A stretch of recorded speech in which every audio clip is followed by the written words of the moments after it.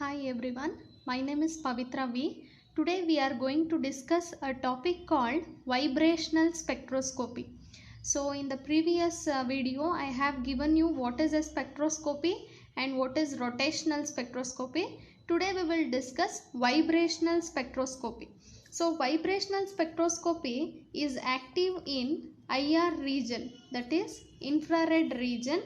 So for a molecule in its equilibrium position, it is always in a vibrational state. So I am considering a molecule, a diatomic molecule, which is having a non-rigid bond length.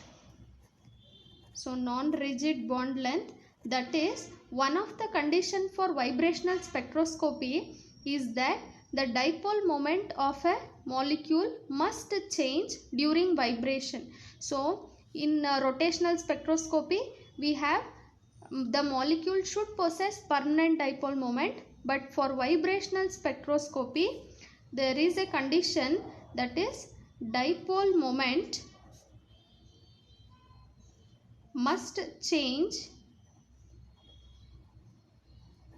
during vibration. So this is a condition for a molecule that is IR active or vibrational active. So we are considering a diatomic molecule with a non-rigid bond length. During vibration there is a change in bond length. I am taking it as a normal state.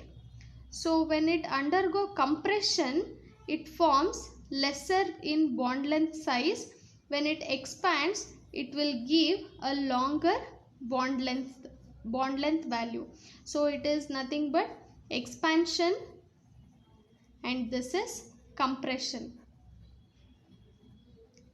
So when a molecule is in compression state, it should come to the normal state and then expand. When a molecule is in expanded state, it should be compressed, then it should pass through a normal state. So this phenomena of vibration looks like a harmonic oscillator. Harmonic oscillator. So the vibrational motion is also compared as a harmonic oscillator, compared with harmonic oscillator. So for this we have a selection rule, delta V is equal to plus or minus 1. So this is a very important selection rule for a vibrational spectroscopy. That is, when we consider a vibrational energy levels, that is V is equal to 0, V is equal to 1, V is equal to 2, 3, like that, there is a transition is possible when the delta V value should be plus or minus 1. That is, the transition from V is equal to 1 to V is equal to 2 is allowed transition, whereas 1 to 3 is a forbidden transition. Forbidden is nothing but not allowed. So we can write like this: V is equal to 1 to V is equal to 2 transition is allowed, whereas V is equal to 1 to V is equal to 3 transition is not allowed. It is also called as forbidden. It is actually a forbidden transition, whereas it is allowed transition. So the selection rule should be satisfied. For example, when an electron is from Ez, V is equal to 1, it can come to the position or a energy state V is equal to 0. So this transition is allowed. When the electron is in V is equal to 2, it cannot come directly to the V is equal to 0. So this transition is also not allowed. Not allowed is nothing but forbidden transition. So this is the selection rule for a vibrational spectroscopy. Next we will move to the vibrational energy expression. It is given as E of V is equal to V plus half into H omega C. So this is the energy expression, whereas omega is the fundamental frequency of oscillator. Fundamental frequency of oscillator, V is the vibrational quantum number.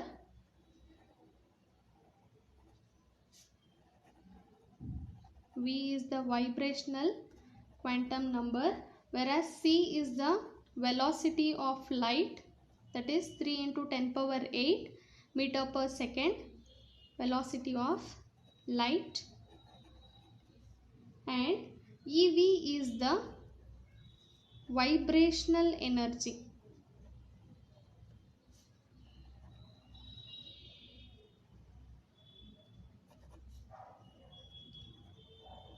Vibrational energy. And finally, H is Planck's constant.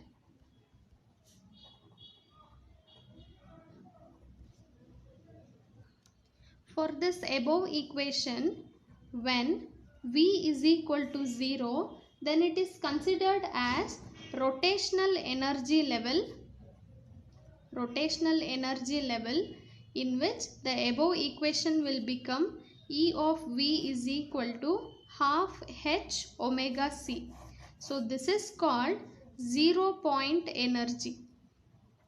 This is the 0 point energy expression. E of V is equal to half H omega C. Next we will move to the modes of vibrations of polyatomic molecules. Basically it is having two types of vibrations. Example, stretching vibrations, stretching motions, and bending vibrations.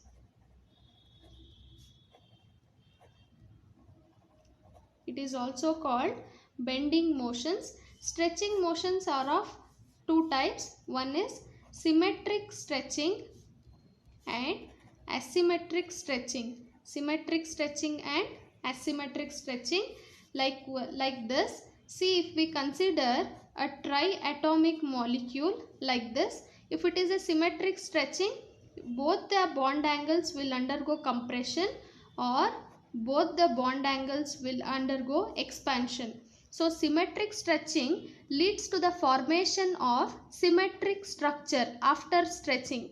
So symmetric stretching leads to the formation of symmetric structures after the formation of stretching or after stretching, whereas asymmetric stretching leads to the formation of asymmetric molecules after stretching, like one bond is compressing and another bond is expanding.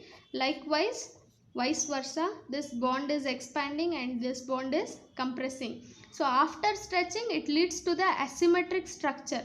So in symmetry, if we pass a plane, it divides the molecule into two equal halves. So that is symmetry. And when we come to the bending motions, we have four types of bending motions. One is scissoring,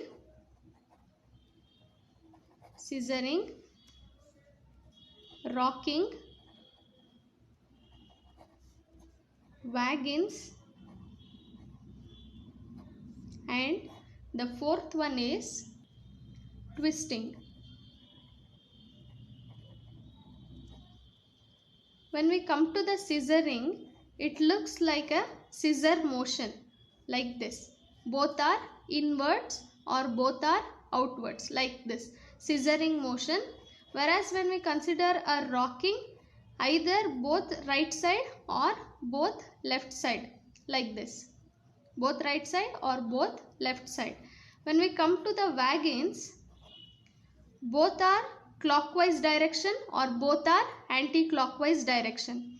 When we come to the twisting, one is clockwise direction and another one is anti-clockwise direction.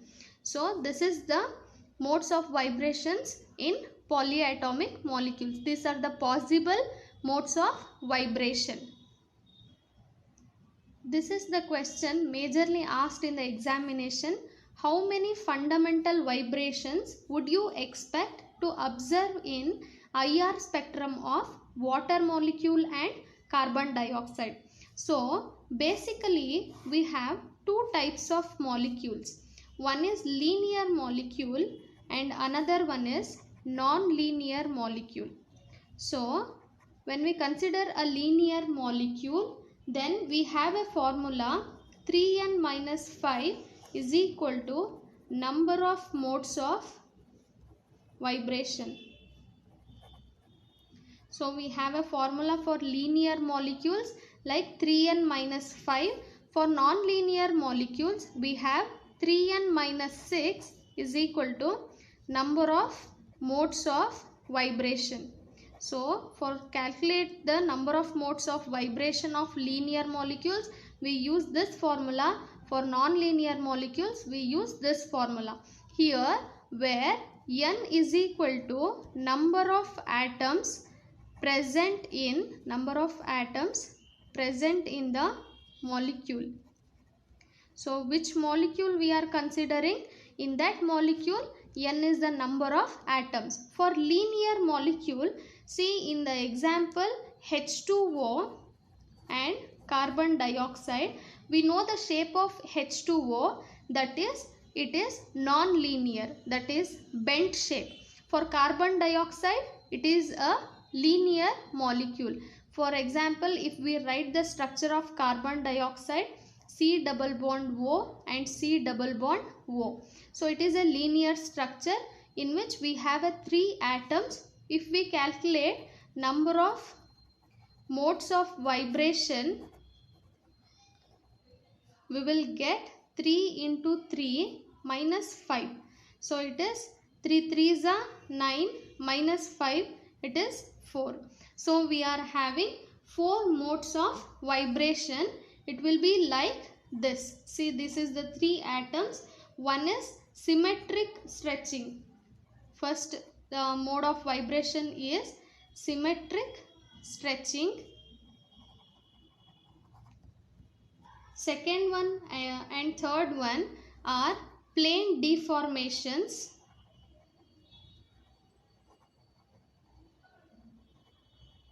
Plane deformations, that is both will occur at 666 centimeter inverse value. So it looks like this. So one is upwards and other 2 elements are downwards, or otherwise the third one will be looks like positive, that is clockwise, and other 2 are anti-clockwise in their rotation.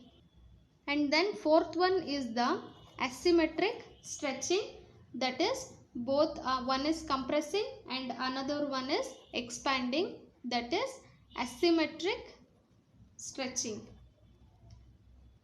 Asymmetric stretching, it is observed at 2350 centimeter inverse. So this is the value where we observe this modes of vibration. It is a modes of vibrations for carbon dioxide molecule. Next we will see a water molecule. For water molecule, it is a non-linear, that is H2O. It is of V shape or bent shape. In order to calculate the number of modes of vibration, we have a formula 3n minus 6. 3 into n is the number of atoms, that is 1, 2, 3. 3 into 3 minus 6, that is 9 minus 6 is equal to 3. So it is having 3 modes of vibration, that is symmetric stretching,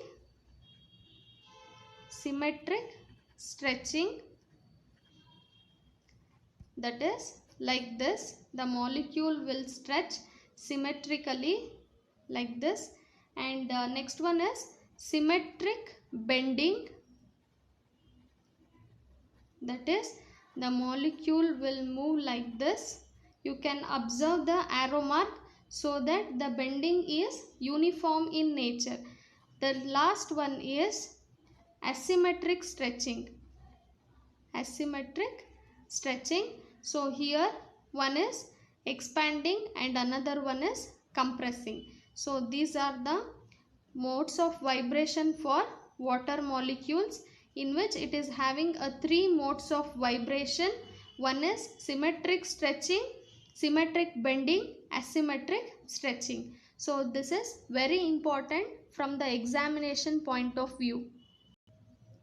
Here the last point is we have calculated modes of vibration, that is number of modes of vibration is equal to number of IR signals what we get in IR spectra.